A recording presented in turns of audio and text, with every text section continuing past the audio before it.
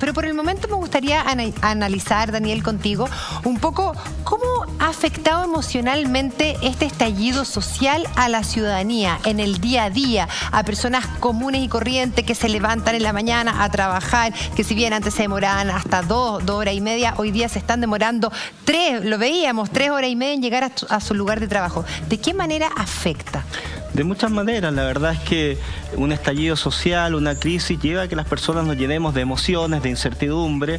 Hay personas obviamente que tienen tensión, angustia, miedo, y eso las puede paralizar o las puede llevar a que respondan impulsivamente. Pero también cuando hay preguntas sin responder, cuando hay incertidumbre frente al futuro, eso puede llevar a que las personas no sepan muy bien qué es lo que viene, que se amparen justamente o se junten con aquellas otras personas que sienten algo parecido, para bien o para mal. En estos momentos de crisis, una de las cosas más importantes es tratar de ir buscando aquellas cosas que sí están más o menos sólidas, por donde uno se puede tomar. Familia, amigos, aquellas cosas que para uno de alguna forma tienen un significado, se ha mantenido. Eso nos puede dar una cierta estabilidad para seguir obviamente andando en un mundo que todavía no está resuelto. ¿Cómo aferrarse a eso, a esa familia, a ese grupo de amigos, cuando también en esos mismos grupos hay distintas opiniones y hay distintas visiones del país que queremos? Y a veces surgen las peleas, los abandonos del grupo de WhatsApp, que no quiero ir a almorzar contigo porque me dijiste tal cosa. ¿Cómo se canaliza eso de buena forma para no tampoco quebrar la familia? Sí. Mira, hay una de las tesis que más ha estado en boga para tratar de entender lo que ha pasado, y es que Chile vivía disociadamente, encindidamente. Y eso nos pasaba que mucha gente veía el vaso medio lleno y otros medio vacío. Claro. Lo que tenemos que hacer ahora es ver el vaso en su realidad. El vaso siempre está lleno. Está la mitad de agua y la mitad de aire. Por lo tanto, hay que integrar lo bueno y lo malo. Cuando de alguna forma nos quedamos solamente con una parte y nos disociamos, nos distanciamos, entra en crisis. Hay que ir aprendiendo a integrar que uno puede tener diferencias con alguien, pero independientemente de las diferencias, podemos conversarlas, podemos tener momentos de desencontrarnos, pero luego tenemos también cosas en común.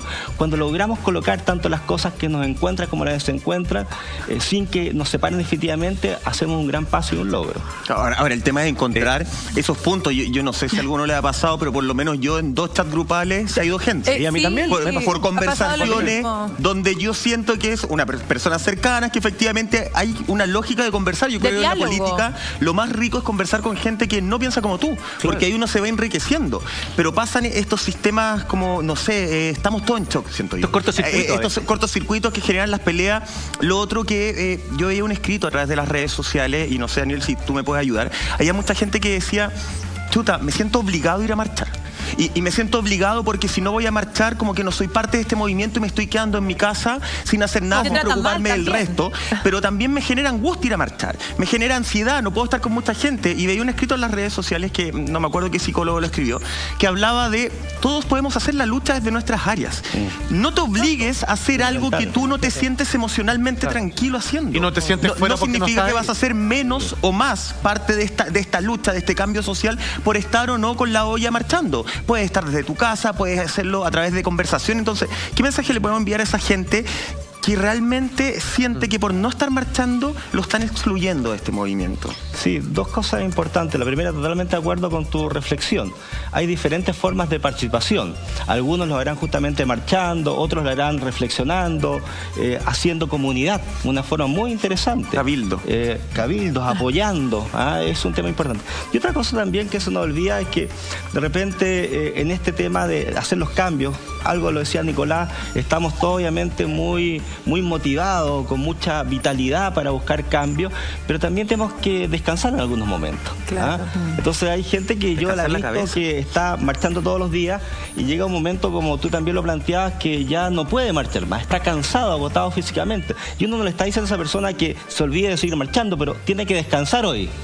Claro. A lo mejor hoy va a tener que hacerlo de otra forma y mañana retomará sus luchas. Entonces es importante ahí poner la parte humana. Todos necesitamos justamente también tener momentos de descanso. Hasta las propias crisis necesitan momentos de descanso. Está todo muy sensible, no solamente físicamente hay mucha gente que se cansa, sino que también psicológicamente causa un estrés a nivel población que después, tarde o temprano, también va a tener sus consecuencias. Lo hablábamos con Alexandra Vidal acerca de las consecuencias que nos puede traer como familia, un poco de angustia, inseguridades, psicosis, miedos. muchísimas cosas que también vamos a tener que ir analizando cómo vamos a ir revirtiendo todo esto. O sea, lo decía Daniel, es no saber lo que va a pasar mañana, de alguna forma. No entender si mañana yo me voy a poder levantar en el horario normal para ir a mi trabajo, o me tengo que seguir levantando 4 horas antes. Hasta hace una semana no sabíamos, por más que habían hablado muchas personas, pero hasta hace una semana yo creo que todos estábamos en esta situación de tengo que ir a hacer la fila porque no sé si mañana ese mismo negocio pequeño va a estar abierto. Y eso genera una situación para un país que además mentalmente, emocionalmente, somos uno de los países con más depresión, con más estrés. Y buen punto el que toca Michael, Daniel, porque también lo escuchábamos esta mañana de parte de uno de los usuarios del metro que hablaba de la palabra psicosis. Y que yo decía de que, claro, era una palabra que la semana pasada la escuchamos muchísimo. Veíamos las filas que de repente llegaban hasta ser de más de 3, 4 cuadras para ingresar al supermercado. Entonces, la psicosis, ¿cómo controlar, en el fondo, este fenómeno que se da socialmente ante una situación como esta? Sí, en general, cuando ocurre en crisis hay aumento de los niveles de tensión, de ansiedad y angustia, y eso facilita los miedos, las reacciones paranoides, persecutorias, las autorreferencias, los temores, y termina obviamente eso creando justamente respuestas automáticas e impulsivas, y también facilita lo que es la agresión.